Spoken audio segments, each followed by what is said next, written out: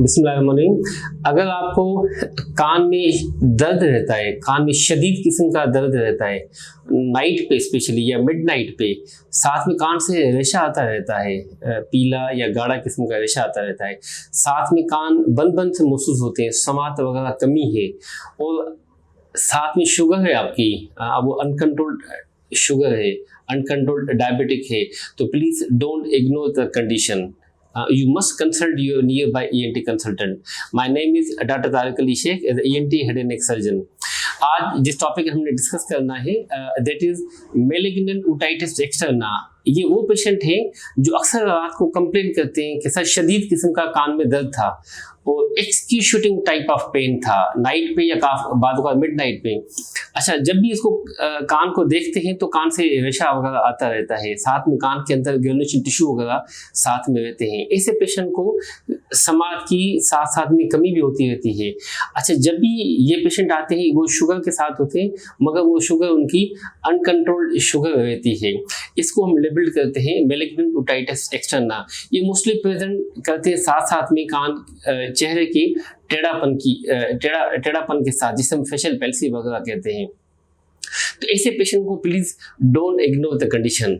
You must consult your near by ENT consultant. तो जब भी हम इसको आते हैं पेशेंट को, हम उसको मुआयना करते हैं, उसका कान की कैनाल, कान का पर्दा, कान की रीजन को पूरा थ्रोट हम मुआयना कर देते हैं.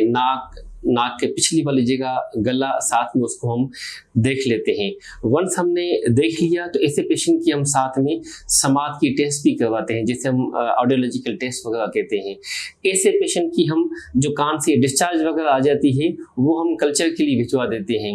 अंदर जो ग्रेनुलेशन टिश्यू हो या पॉलीपाइडल मास वगैरह हो तो वो भी हम बायोप्सी के लिए भिजवा देते हैं. इन एडिशन इसकी हम पेशेंट की खून की टेस्ट भी हम करते हैं, जिससे हम बेसलाइन टेस्ट हम करवाते हैं, RFT LFT वगैरह हम करवा लेते हैं. इन एडिशन शुगर के लिए पिछले 3 माह की जो टेस्ट होती है जिसे हम कहते हैं HbA1c, वो भी हम साथ में पेशेंट की हम टेस्ट करवा लेते हैं. तो जैसे आपको पिछले 3 माह का रिकॉर्ड हो, जिगर की टेस्ट, गुर्दों की टेस्ट, खून की टेस्ट का, आपको इन्फेक्शन लेवल का पता चल जाए, ESR, C-reactive प्रोटीन्स थाउली हम टेस्ट करवा लेते हैं.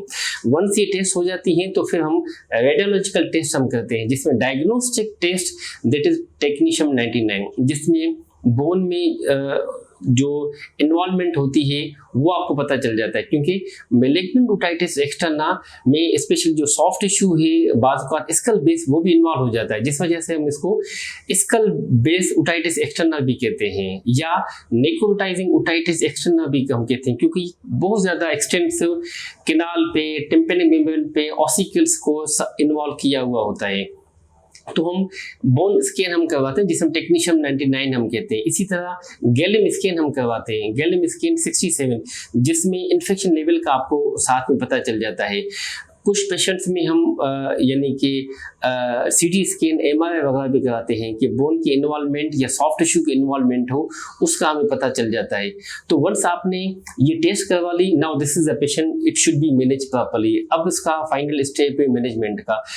अटमोस्ट इम्पॉर्टेंट दैट इज कान की ईयर टॉयलेट करें, कान की सफाई वगैरह करें, कान में जो टिश्यू है, डिस्चार्ज है, वो आपकी क्लीन होनी चाहिए. कान should be dry, number 1. Number 2 पे you can must consult your nearby diabetology, जिसमें एंडोक्राइनोलॉजिस्ट हम कहते हैं. वो शुगर को कंट्रोल रखनी चाहिए, it should be manage.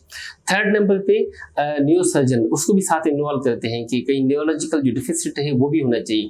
4th number पे पेशेंट ये मोस्टली जो फेशियल पैल्सी के साथ आते हैं तो हम फिजियोथेरेपिस्ट को भी साथ इन्वॉल्व करते हैं कि ऐसे पेशेंट को आर्टिफिशियल आई ड्रॉप दिए जाते हैं, आई पैड वगैरह रात के इस्तेमाल करवाते हैं, के साथ साथ हम पॉलीफेक्स आई ऑइंटमेंट इस्तेमाल करवाते हैं, और फिजियोथेरेपिस्ट उसको फिजियोथेरेपी साथ साथ में करवा देते हैं.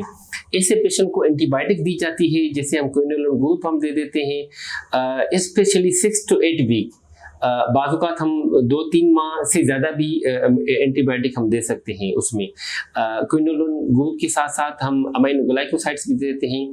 Sugar, this should be utmost important, it should be controlled as soon as possible. इसमें कोई यानी कि कंप्रोमाइज नहीं. ईयर ड्रॉप दे देते हैं, पेन किलर वगैरह हम दे देते हैं. और इस तरह मल्टी डिसिप्लिनरी टीम के साथ पेशेंट को हम फाइनली फॉलोअप करते हैं। फॉलोअप में हम उसको पेशेंट को कहते हैं जब भी आप हमें दिखाएं आप ये सा आप C-reactive साथ में गैलियम स्किन करा के हमें फॉलो कराएं। वंस गैलियम स्किन नॉर्मल हो जाता है, ये सारा नॉर्मल हो जाता है, इन्फेक्शन लेवल उसकी नॉर्मल हो जाती है, तो पेशेंट की सारी सिम्टम्स, सारे साइन सिम्टम्स, सारी डिस्चार्ज वगैरह पेशेंट की सेटल हो जाते हैं। तो this patient should not be ignored. अगर खुदा ना खास्ता आपने इग्नोर किया हुआ, चांसेस होते हैं कि पहली स्टेज में बोन इन्वॉल्वमेंट नहीं है मगर दूसरी स्टेज में बोन इन्वॉल्वमेंट हो जाएगा, तीसरी स्टेज पे नसें इन्वॉल्व हो जाएंगी, एक दूसरी चौथी स्टेज पे इवन दिमाग तक बात चली जाएगी।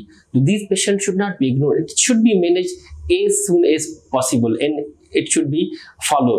तो इट्स ऑल अबाउट मेनिंगटन ओटाइटिस एक्सटर्ना, उसके साइन सिम्टम्स, उसकी investigation, treatment and follow up. Thank you so much.